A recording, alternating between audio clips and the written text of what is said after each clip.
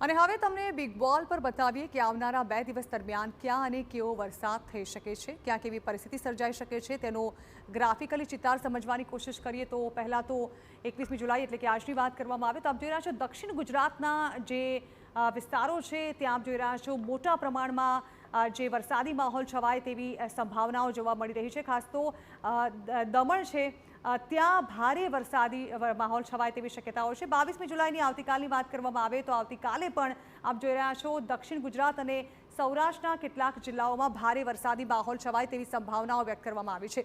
એટલે કે 2 દિવસ દક્ષિણ ગુજરાતમાં ભારેથી અતિ ભારે વરસાદ વરસે તેવી સંભાવનાઓ હાલ તો જોઈ શકાય છે। ગ્રાફિક્સના માધ્યમથી આપ જોઈ રહ્યા છો જે બ્લુ અને રેડ કલર જે આપણે દેખાઈ રહ્યો છે આ ગ્રાફિક્સમાં તેમાં સ્પષ્ટપણે દેખાઈ રહ્યું છે કે જે સુરત દમણ છે ત્યાં ભારેથી અતિ ભારે વરસાદની સંભાવના જોવા મળી રહી છે।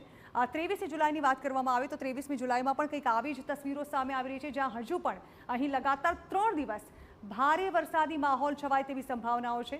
સાથે સાથે 23મી જુલાઈએ ધીમે ધીમે આ ચોમાસા જે છે તેની ગતિવિધિઓ મધ્ય ગુજરાત તરફ પણ આગળ વધતી હોય વડોદરા અને અમદાવાદ તરફ તેવું પણ દેખાઈ રહ્યું છે। એટલે કે 3 દિવસ હવે રાજ્યમાં સિઝનનો ખરો વરસાદ જે છે તે આગમન કરે તેવી સંભાવના જોવામાં આવી રહી છે।